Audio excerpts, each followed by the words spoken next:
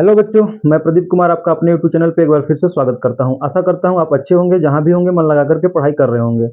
हम लोगों ने चैप्टर 1 को अच्छे से समाप्त कर लिया है। जिन बच्चों ने नहीं देखा होगा जाकर के प्लेलिस्ट में वीडियो पड़ी हुई है, आप देख लीजिएगा।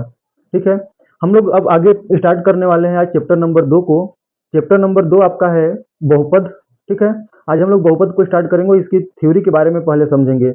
अब मैं बार बार बोलता हूँ बेटा हमेशा कि यदि आप थ्योरी पे पकड़ मजबूत किए हो तो आपका क्वेश्चन कंसेप्ट कहीं नहीं जाने वाला है। क्वेश्चन कितना भी घुमा करके दे देगा, आप श्योर है कि आप उसे हल करके ही आओगे।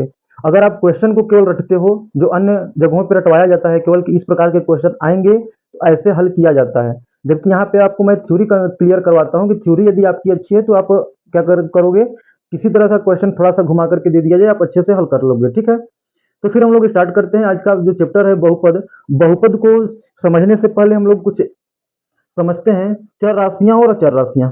ठीक है, चर राशियां आप लोग जानते हैं, क्लास 8 में भी पढ़ा है, क्लास 9 में भी आप लोगों ने पढ़ा है। चर और अचर के बारे में आप लोग जानते हैं, थोड़ी सी बेसिक जानकारी हम लोग ले लेते हैं क्लास 9 के बारे में जो दिया गया है। उसके बाद हम लोग क्लास 10 पे आते हैं। ठीक है, बाकी जिन बच्चों ने वीडियो को लाइक शेयर सब्सक्राइब नहीं किया वो चैनल को लाइक शेयर और सब्सक्राइब अवश्य कर लें। ठीक है, चलिए फिर स्टार्ट करते हैं। हम लोगों का जो आज का पहला है, आज हम लोग देखेंगे चर राशि। चर राशि क्या होती है बेटा, कोई बताएगा चर राशि? तो चर राशियां वे राशियां होती हैं जिनका मान क्या होता है बेटा, फिक्स नहीं होता है। मतलब कि चर राशियां वे राशियां हैं जिनका मान दिए गए क्वेश्चन में शर्त के अनुसार बदलता रहता है, वे क्या कहलाती हैं, आपकी चर राशियां कहलाती हैं। वे राशियां जिनका मान दिए गए शर्तों के अनुसार से बदलता रहता है, वे कैसी राशियां कहलाती हैं, चर राशियां। जिनका मान लिख सकते हो आप शॉर्टकट में इसको कि जिनका मान फिक्स नहीं होता है, मतलब जिनका मान फिक्स को क्या बोला जाता है, जिनका मान शर्तों के अनुसार, शर्तों के अनुसार बदलता रहता है, अनुसार बदलता रहता है, उसे हम लोग क्या बोलते हैं, उसे बोलते हैं चर राशि। बदलता रहता है उसे हम लोग क्या बोलते हैं, चर राशि। जैसे x+5, अगर मैं बोलूं कि किसी संख्या में 5 जोड़ने पे वो संख्या क्या हो जाती है, 15। तो यदि यहां से यदि x का मान निकाला जाए तो वह संख्या कौन सी, अगर पूछा जाए कि किसी संख्या में 5 जोड़ने पर वो संख्या कितनी हो जाती है, 15 हो जाती है, तो वो संख्या कौन सी है? तो x का मान आप यहां से कितना बताओगे कि 10 में यदि 5 जोड़ दिया जाए तो 15 आ जाएगा। यदि मैं इसी क्वेश्चन में शर्त को बदल दूं कि यदि किसी संख्या में 5 जोड़ने पे योगफल कितना आता है, 20 आता है, तो संख्या क्या होगी? तो यहां से संख्या क्या आएगी, x बराबर 15। मतलब कि इस x का मान यहाँ पे कोई अलग आ रहा है, 10 आ रहा है, यहाँ पे कितना आ रहा है, x का मान 15 आ जा रहा है। तो दिए गए पैटर्न के हिसाब से, दिए गए शर्तों के अनुसार से क्या होता है कि जिनका मान बदलता रहता है उन वे क्या कहलाती है, चर राशियां कहलाती हैं। ठीक है, अगला है आपका अचर राशि। अचर राशि आपकी क्या होती है? तो वे राशियां जिनका मान फिक्स होता है वे क्या कहलाती हैं, अचर राशियां कहलाती है। मतलब कि शर्तों के अनुसार नहीं बदलता है। जैसे मैंने यहाँ पे अगर 5 को लिया, या 5 लिया गया है या 15 है, इधर 5 है या फिर 20 है, अगर मैं यहाँ पे पूछूं तो भी 5 ही होगा, कहीं अन्य जाकर के देश भर में पूछूंगा तो वहां के लिए भी क्या होगा, 5 ही होगा। कोई भी पैटर्न होगा, कोई भी शर्त होगा, 5 की वैल्यू 5 ही रहेगी। ये कितने मार्कर हैं, 2 मार्कर। मैं किसी अन्य स्थान पे जाकर के पूछा जाए कि ये कितने मार्कर है तो वो भी क्या बताएंगे, 2 ही मार्कर। ऐसा नहीं कि वहां पे जाकर के इसका मान क्या होगा, आपका बदल जाएगा। ठीक है, तो ये होती है अचर राशियां कि जिनका मान शर्तों के अनुसार नहीं बदलता है, जिनका मान फिक्स होता है, वे क्या कहलाती हैं, अचर राशियां, जिनमें आपकी संख्याएं आती हैं। ठीक है, अब चलिए आगे हम लोग चलते हैं। चर और अचर आपका क्लियर हो गया होगा। आगे हम लोग चलते हैं, थोड़ा सा बहुपद को समझने से पहले उसमें एक चीज आपको आने वाला है, बीजीय व्यंजक की। बीजीय व्यंजक क्या होते हैं? तो सबसे पहले आप समझ लीजिए कि बीजीय व्यंजक क्या होते हैं। तो बीजीय व्यंजक वे चीज है, या बीजीय व्यंजक वे होते हैं जिनमें चर और अचर दोनों राशियां क्या होती हैं, सम्मिलित होती हैं, उसे हम लोग क्या बोलते हैं, बीजीय व्यंजक। जैसे अभी मैंने लिखा था x+5, इसमें ये चर राशि है और ये अचर राशि है। जब इन दोनों को आप मिला दीजिएगा तो चर और अचर राशियों को मिलाने से आपकी क्या बनती है बेटा, बीजीय व्यंजक बनते हैं। ठीक है, अब देखिए ध्यान रखना कि चर और अचर दोनों के मिलने से क्या बनते हैं, बीजीय व्यंजक बनते हैं। ये भी आपकी बीजीय व्यंजक हो सकती है। चलिए आगे की तरफ हम लोग देखते हैं, आपका क्या है, बहुपद। क्या है, बहुपद। अब आपका चैप्टर का जो नाम है वो क्या है, बहुपद। बाकी अगर इसके बारे में डिटेल से जानकारी लेनी होगी तो आप लोग क्लास 9 में पीडीएफ पढ़ा होगा, वहां पे आप लोग जाकर के देख सकते हो। ठीक है, क्योंकि आप लोगों ने, मैं आशा करता हूं कि आप लोगों ने 9 में पढ़ा होगा, लेकिन फिर भी इसके बारे में थोड़ी जानकारी आपको दी जा रही है। ठीक है, यहां से अब हम लोगों का चैप्टर शुरू होता है। चैप्टर का नाम है बहुपद। बहुपद का मतलब क्या होता है बेटा, कि वे बीजीय व्यंजक जिनमें प्रत्येक चर की घात क्या होती है, वे बीजीय व्यंजक, ध्यान से सुनना मेरी बातों को, वे बीजीय व्यंजक, वे बीजीय व्यंजक जिनमें चर की घात, चर की घात एक धनात्मक पूर्णांक होता है, जिनमें चर की घात एक धनात्मक पूर्णांक होता है, वे क्या कहलाते हैं?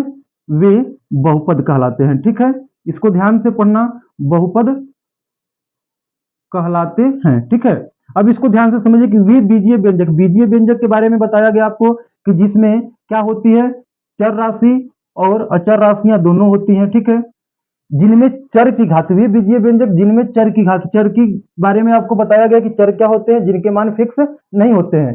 चर की घात एक धनात्मक पूर्णांक होता है। धनात्मक पूर्णांक का मतलब, पूर्णांक को आपको पहला ही वीडियो बनाया बताया गया है ना, पहले वीडियो में, कि धनात्मक पूर्णांक क्या होते हैं, जैसे 1 2 3 4 इत्यादि, ये सभी क्या है, धनात्मक पूर्णांक होता है, वे क्या कहलाते हैं, बहुपद कहलाते हैं। अब इसको समझिए ध्यान से, जैसे मैं ले रहा हूं आपका क्या, x प्लस 5।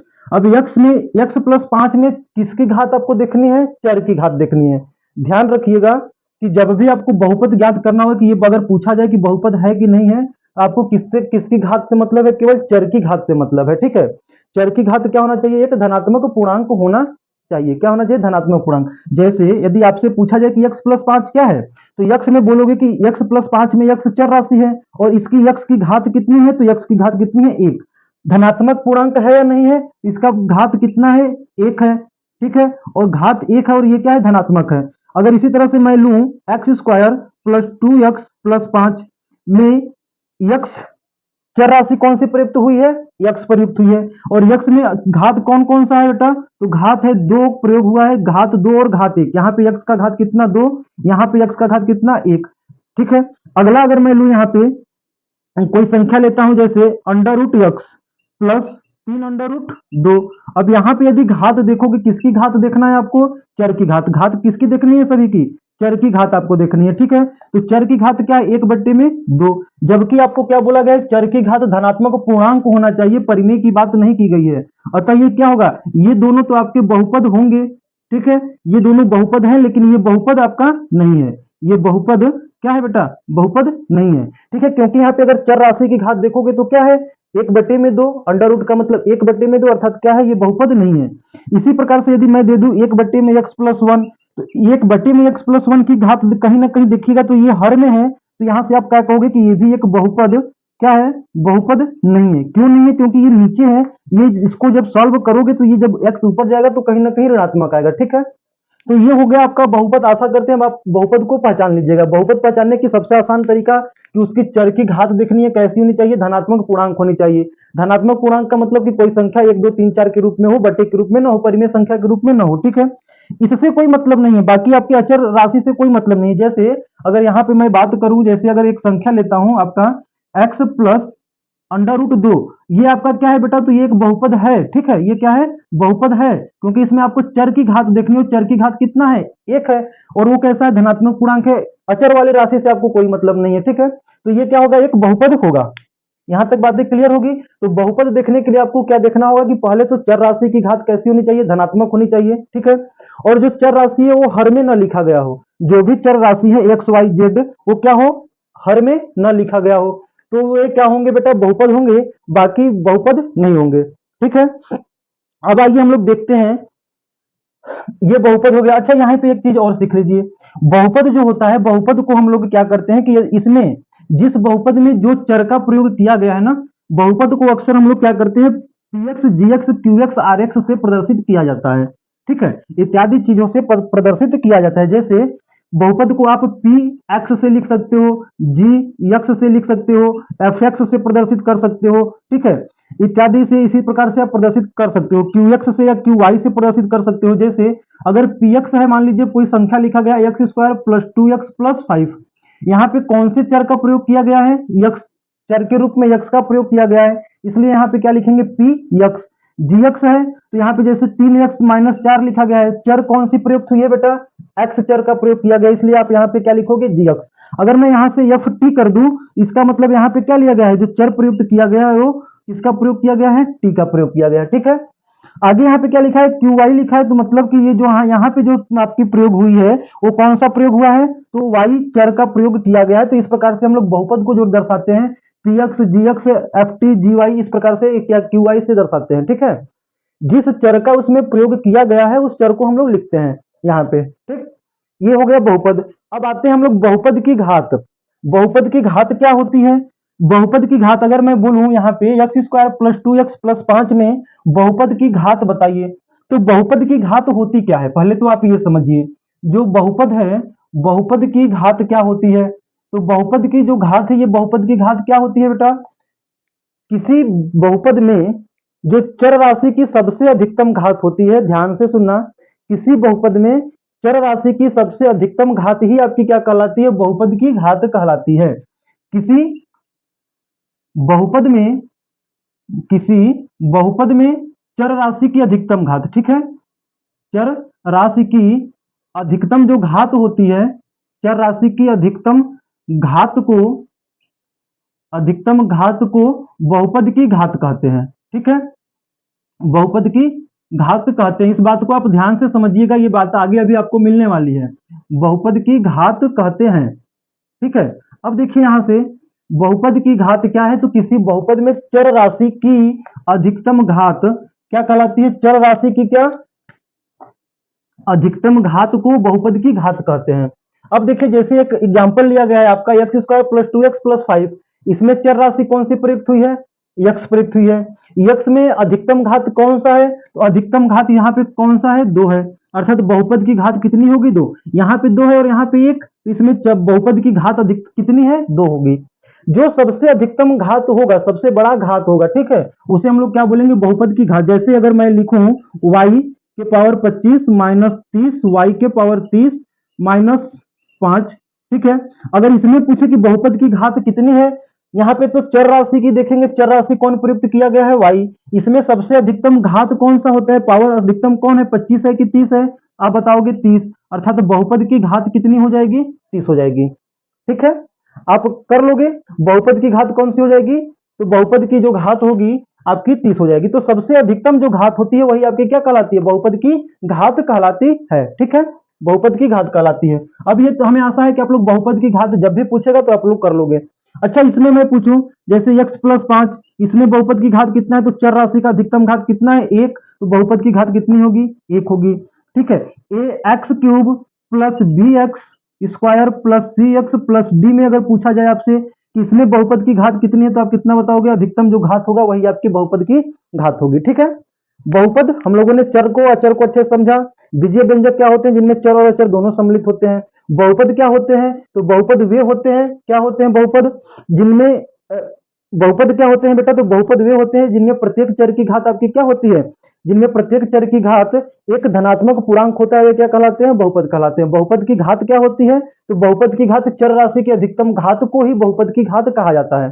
ठीक है, अब हम लोग देखते हैं आगे की तरफ बहुपदों के प्रकार। क्या देखना है हमें? बहुपदों के प्रकार। अब ये बहुपद के प्रकार होते क्या हैं? तो देखो, बहुपद जो होता है इसको दो प्रकार से आपका डिवाइड किया गया है। ठीक है, बहुपद को दो प्रकार से डिवाइड किया गया है। एक जो है वो पद के आधार पर किया जाता है, पद के आधार पर, ठीक है, और जो दूसरा है उसे हम लोग करते हैं किसके आधार पे? तो घात के आधार पे, घात के आधार पर। ठीक है, आधार पर। अब देखो, पद के जो आधार पे होता है इसमें कौन कौन सा होता है? तो इसमें होता है एक पदीय बहुपद, एक पदीय बहुपद। ठीक है, फिर अगला होता है आपका द्विपदीय बहुपद, द्विपदीय बहुपद। ठीक है, फिर आगे अगर आप चलते हो तो क्या हो जाएगा आपका? त्रिपदीय बहुपद। ठीक है, त्रिपदीय बहुपद। ठीक है, एक पदीय, द्विपदीय, त्रिपदीय। यदि एक पद है जिस बहुपद में, वो एक पदीय होगा, जिसमें दो पद हैं द्विपदी, तीन पद हैं त्रिपदीय। ठीक है, अब बात आती है कि पद का निर्धारण हम कैसे करेंगे।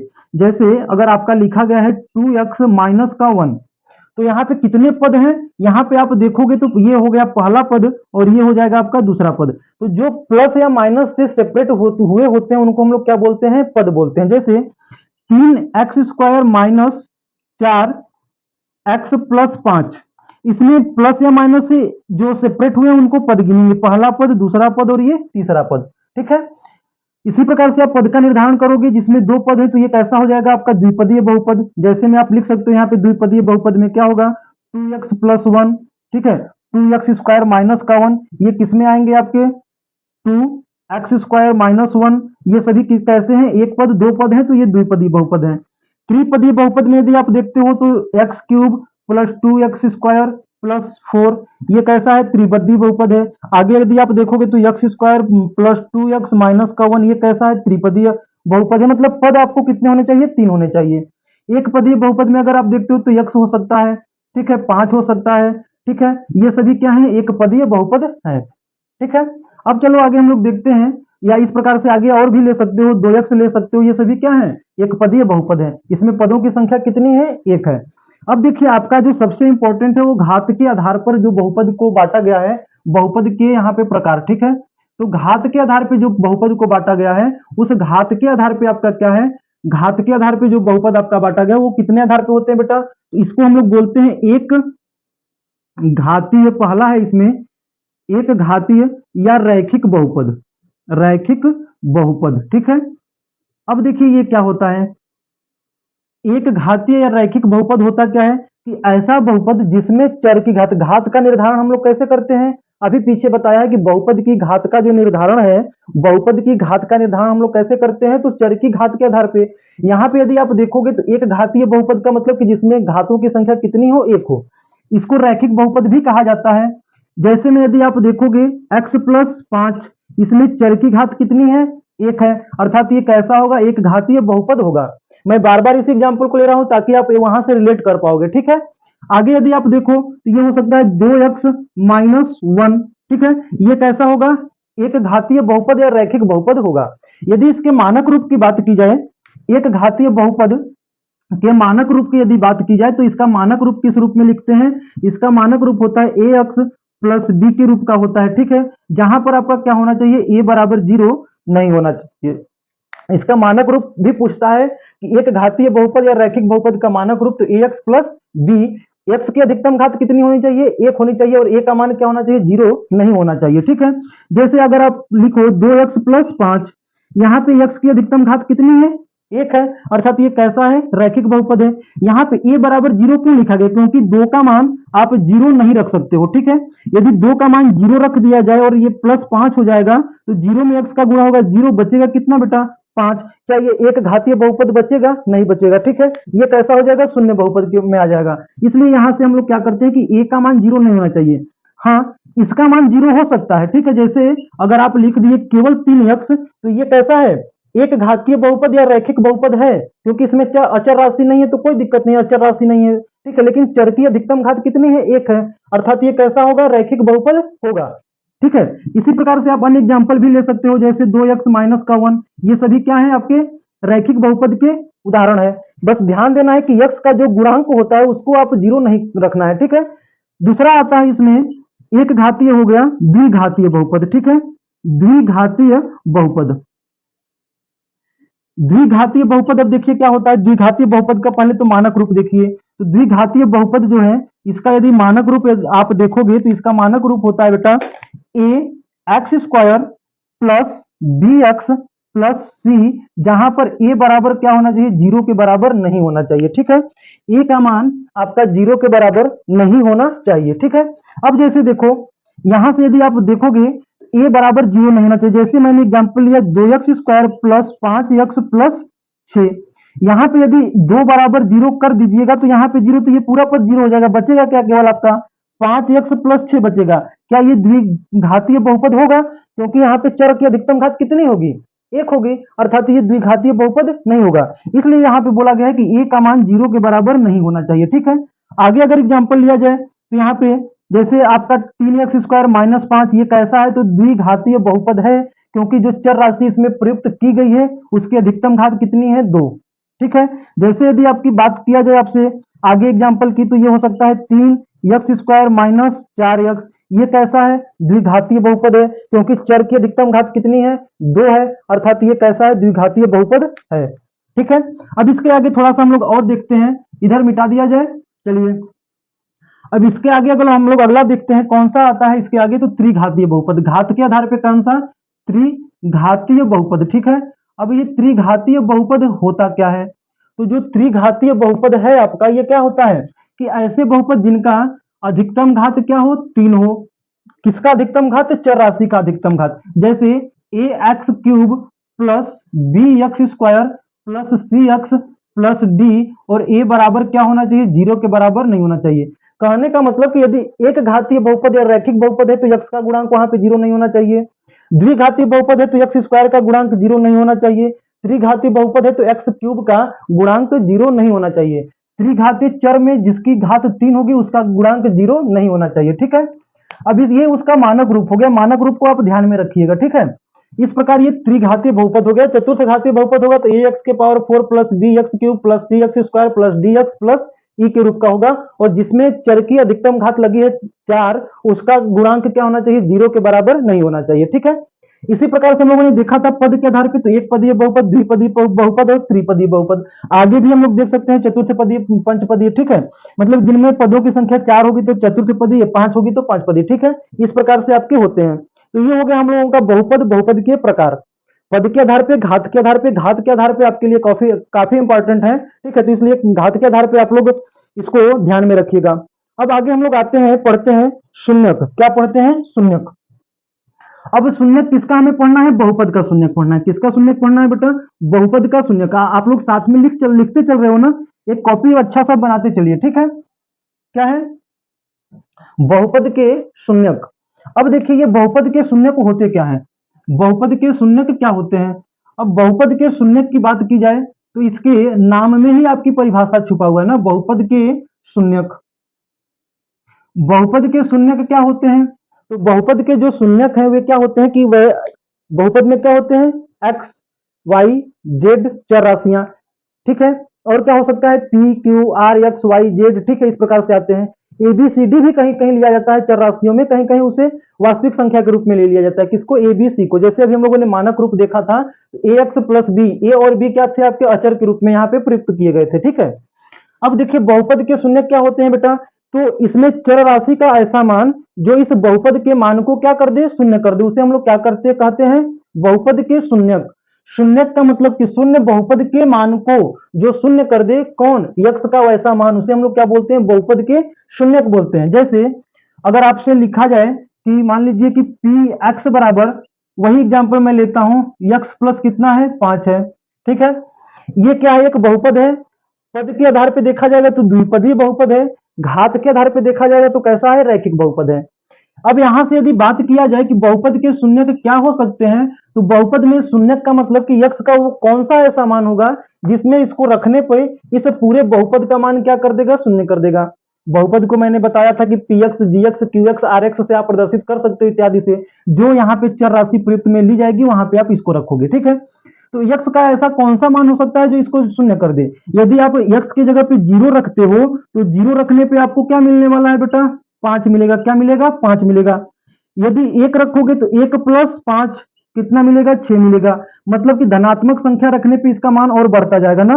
तो पी की जगह पे -1 रखिए, -1 रखिएगा प्लस 5 तो इसका कितना आ जाएगा? -4। इस प्रकार से यदि आप देखोगे आगे तो पी का मान जब आप -5 रखते हो तो यक्स के पी का मान यक्स के जगह पे कितना रखना है आपको? -5।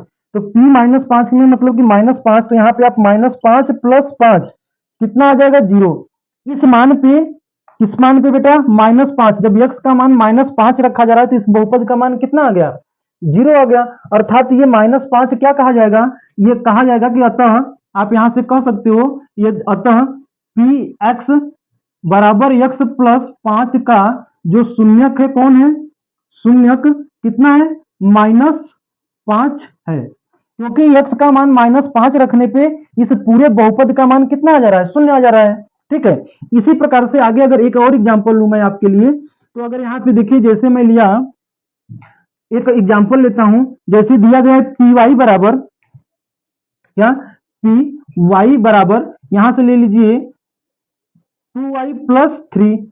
ठीक है, या इस प्रकार से कोई ले लीजिए, चलो 2y+3 ही लेते हैं। अब यहां से पूछा जाए कि इसका शून्यक क्या होगा? दिए गए बहुपद का शून्यक ज्ञात कीजिए, तो आपका शून्यक निकालना होगा।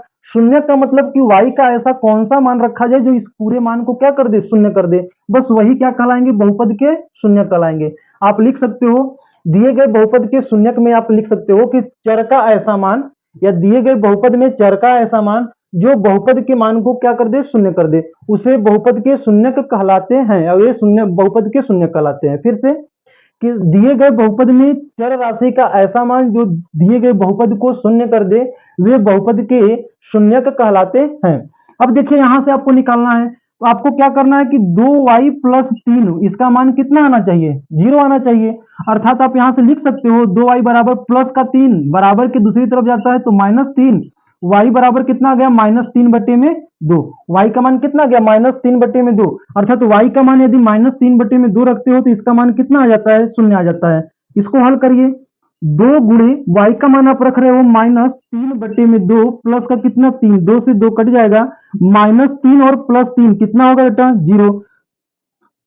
अर्थात दिए गए बहुपद में जो चर राशि प्रयुक्त में की गई थी कौन है, y। अब y में आप क्या मान रख रहे हो, y का मान -3/2 रख रहे हो, इस पूरे बहुपद का मान क्या आ जा रहा है, 0 आ जा रहा है।